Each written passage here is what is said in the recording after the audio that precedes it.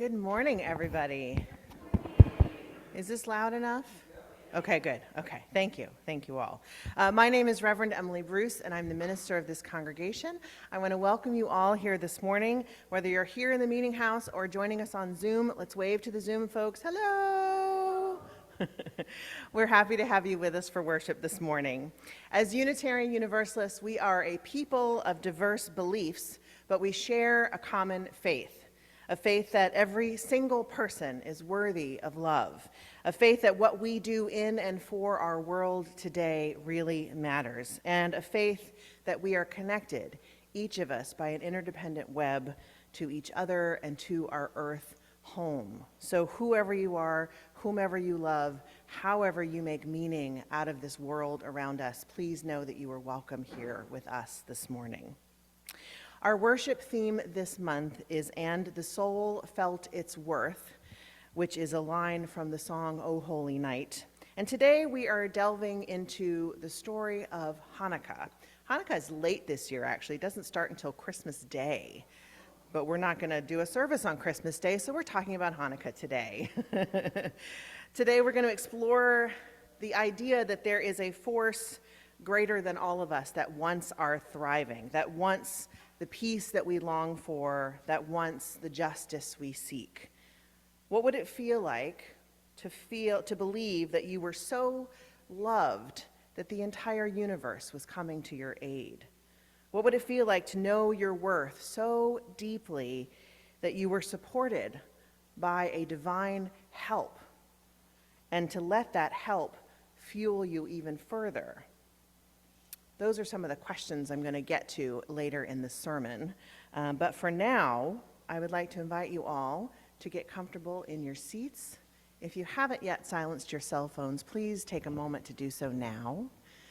And join me in taking a deep breath in and out. Let's do that one more time. In and out. It is a busy and stressful time of the year. I know our to-do lists are long. I know we've all got a lot weighing on our minds and our hearts. So let the peace of this space speak to you in the next hour. Find ways to breathe some more, let go of whatever tension your body might be feeling, and let yourself be at rest here with us for the next hour. Our service will begin with lighting our chalice, which is the symbol of our Unitarian Universalist faith. And as always, is there a volunteer who would like to come light the chalice while our worship associate Lauren reads some words? Come on, Judy.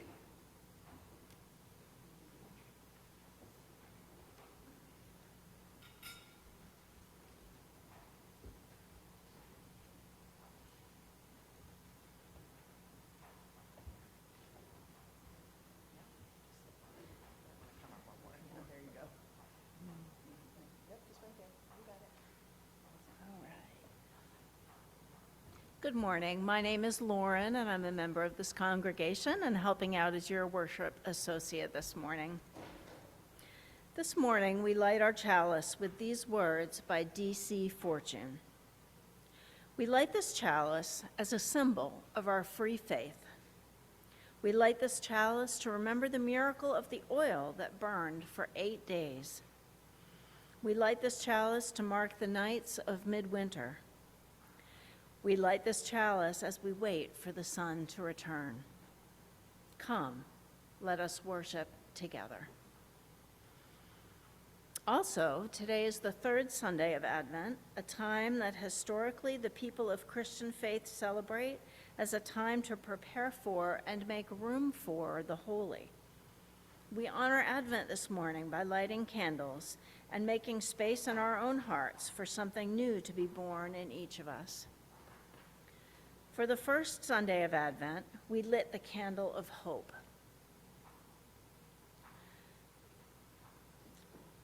For the second Sunday of Advent, we lit the candle of joy.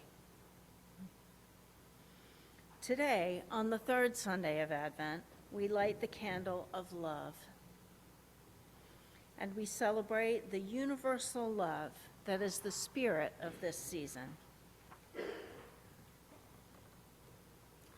I invite you to rise in body or in spirit for our opening hymn, O Star of Truth, number 293 in the gray hymnal.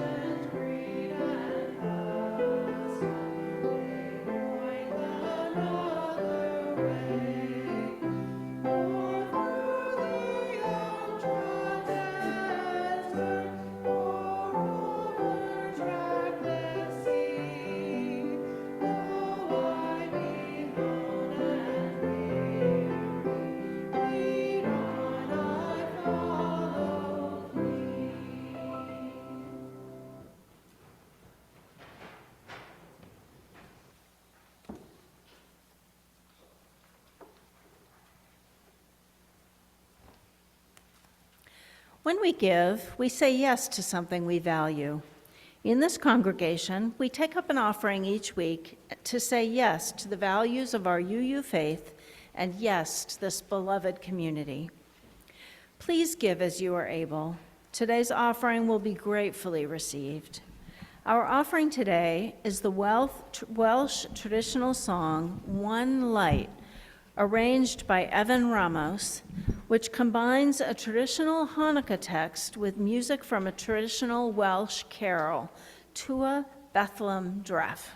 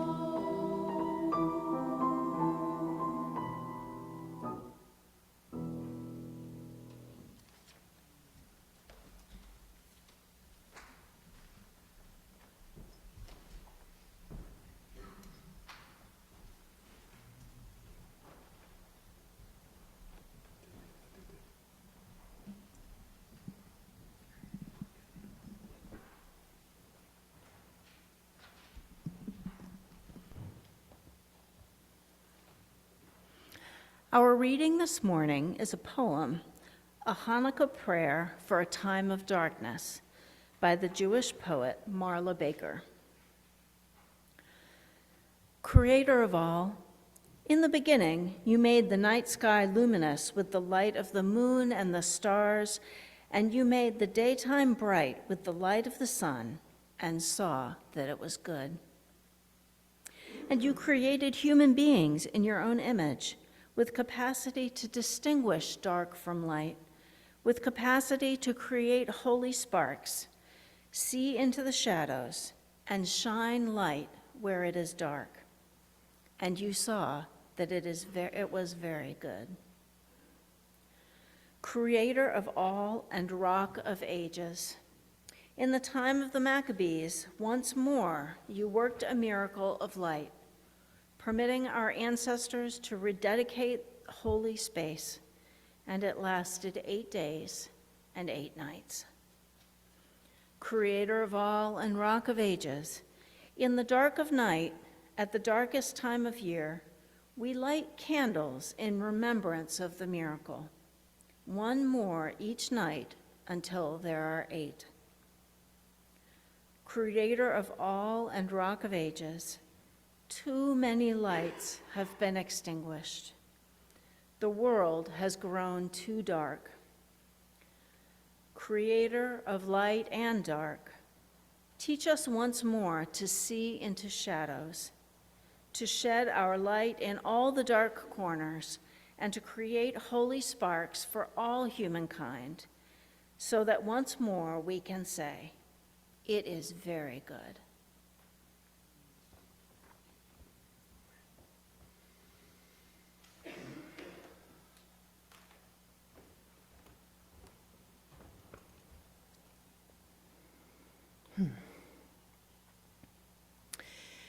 Every December, more so I think than the rest of the year, we take a deep dive into some of the most ancient and mythical stories from the 2 religious traditions that are pretty foundational, I would say, to our UU faith, Christianity and Judaism. The idea, as it is always for any journey into these stories, is to uncover the lessons that can inform our present day. How can these mythical stories help us make meaning of our world today? What can we learn from the suffering that was overcome? What from the faith that was shaken, from the hardship that was endured? Because that's where the meaning usually comes from, right? From the triumph over the adversity, the underdog that fights back and wins, those who have enough strength to beat the odds. People who were able to marshal all of their energy and hope to create the future peace that they so desperately seek. What we UUs tend to leave out of the picture, however, is the divine help that is the central part of those stories. The sacred force, often called God, but sometimes other things, that the people in these stories believed made their triumph possible. This divine help is a key part of the story. It wouldn't be a religious story without divine help. And yet so often the focus is solely on the people involved, on the humans and their actions, not the God that is part of the story too. And I find this fascinating and understandable that we UUs often do this. I find it understandable because, as we all know, we're on different points of the religious spectrum, and therefore we don't share a common theological language when it comes to how we define the sacred. That is, if we even define the sacred for ourselves at all, because we know that some of us don't, and that's okay. We all don't believe in God, and in order to make the story accessible, in order to help everyone make meaning from it, the decision is often made to focus on the people and their actions, and just kind of leave the holy out of it. Does that make sense? Okay, I see some nodding, that's good.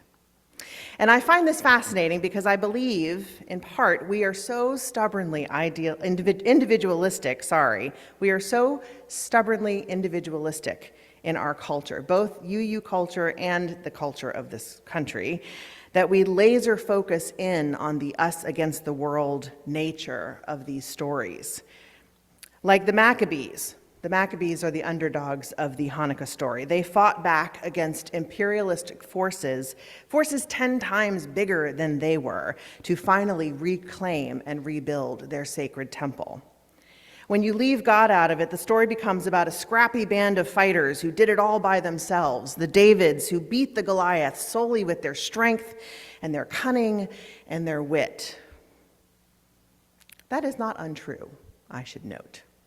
They did have a lot of strength and cunning and wit in this story. There's a pride in this kind of interpretation of this story. There's a kind of superhero take at work here. We're so drawn to these stories that show the power of human ability to take down any foe. I mean, it makes sense. It makes sense in a world where we so often feel powerless, right? So often we feel powerless, where forces feel beyond our control most of the time. And I get it, I'm not putting down superheroes. I love Marvel movies just as much as the next person. Those stories are needed and they are important.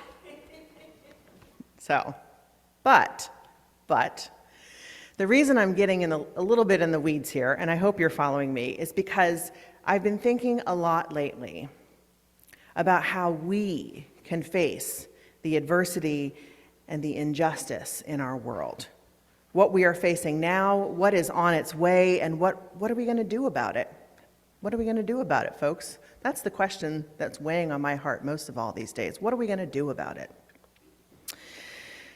Because whether we call it God or love or some kind of force, the realization that I keep coming back to over and over and over again is that we're going to need an awful lot of help. We're going to need the help of our fellow humans, of course, the coalitions, the networks, and more. We're going to need to come together with people who believe and think differently than us on a lot of things. And we're going to have to do the hard and humbling, because it is humbling work, of identifying common ground if we can ever hope to affect meaningful change against the major issues that we face today. All of that is work that is ahead for us to do.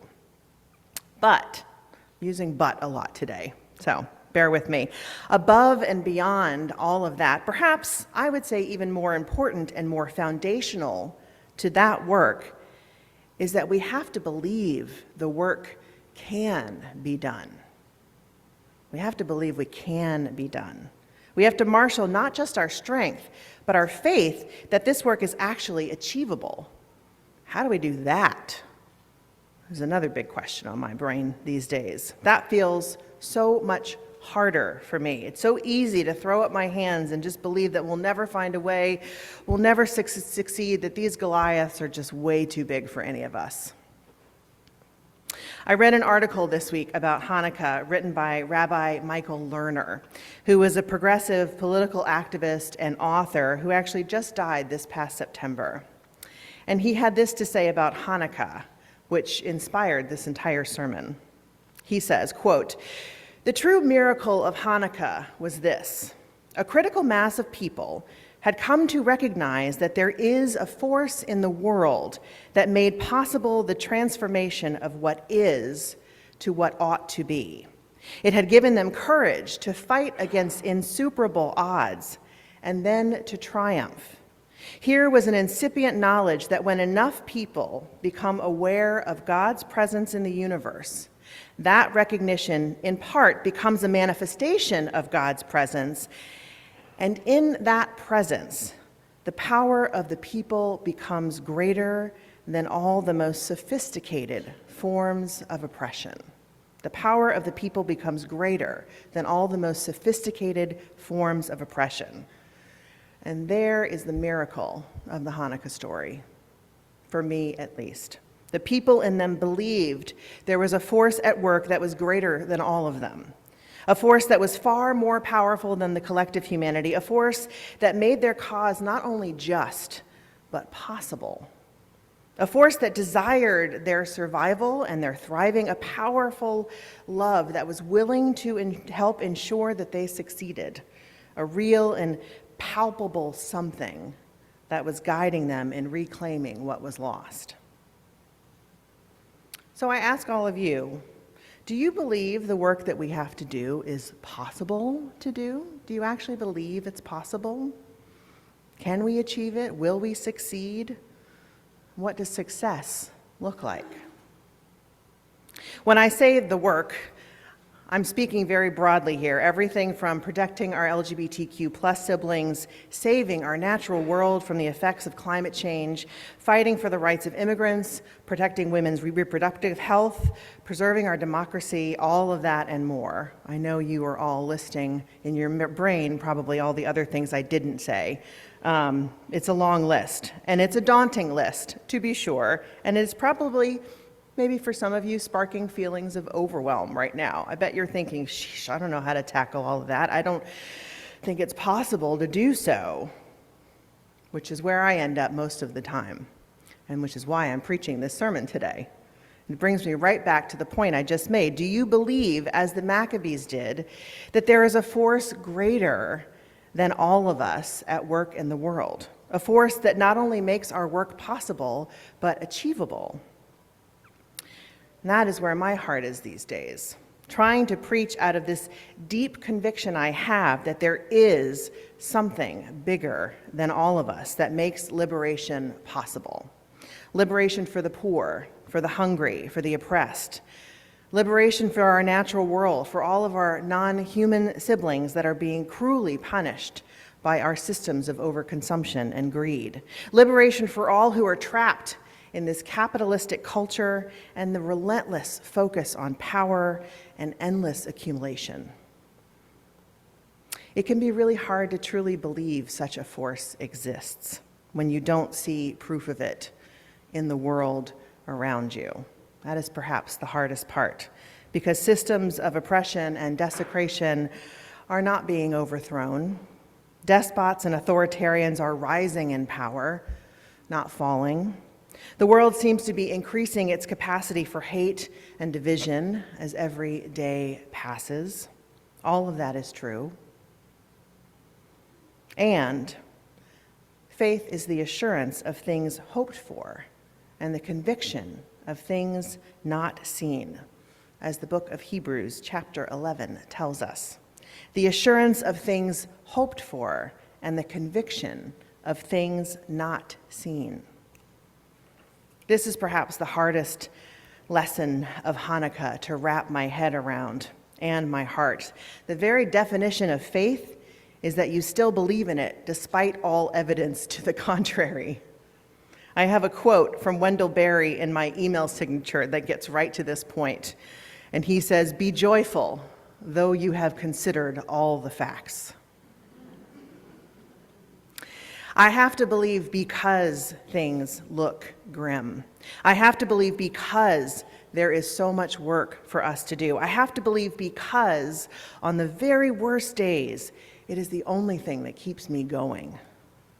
Now, whether this greater power could be called God, could be love, could be the collective power of human will, when it is joined together, however you choose to define it, I invite you to consider believing in the power greater than all of us. And also believing that that power is not only on the side of justice, but is actively working toward the manifestation of that justice in our world today. And the work that we all do together only serves to quicken its arrival. Believe in the something, the capital S something, however you choose to define it.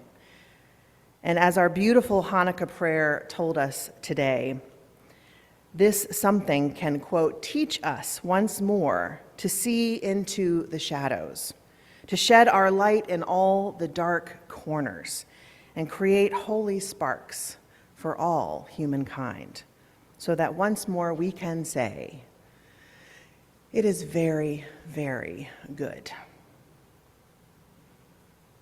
May it be so. Amen.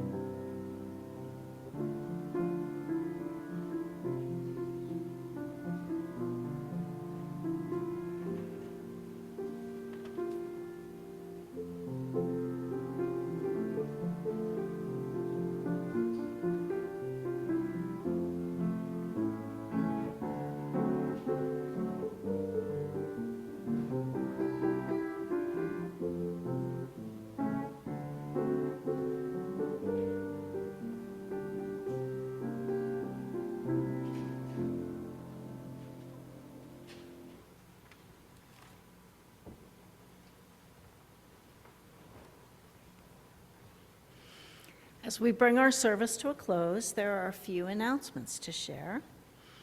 You are all welcome to join us for coffee hour in the Beal House across the street. If you are visiting, please be sure to check out our Info Island welcome table to find information and to sign up for our newsletter. Matthew Mission Food Pantry, which we support with monthly food collections, is losing a major source of food supply from the food bank.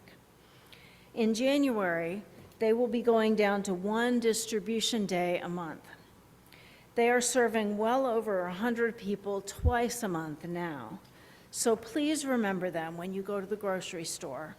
All non-perishable food is welcome, and there are collection baskets in Sampson Hall. The Kingston Town Luminaries Festival is next Saturday, December 21st, from 5:30 to 8:30. The church will be open during this time, so if you'd like to volunteer to take a shift hanging out here and welcoming visitors, we would be so grateful. Talk to Reverend Emily if you'd like to help out. Finally, today from 4 to 7 is our annual holiday party in the parsonage, right across the street from the meeting house. Bring your favorite finger food. We'll have a Letters to Santa writing station for kids of all ages, plus carol singing and lots of fun. All are welcome. Now, please rise in body or in spirit for our closing hymn, Light One Candle, number 221 in the gray hymnal.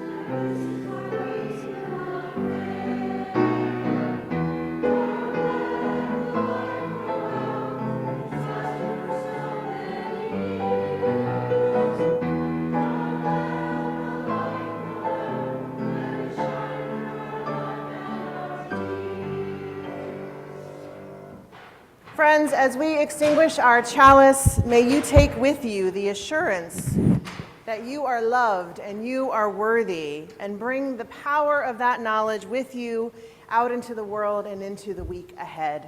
And go in peace with love for yourselves and each other. Amen.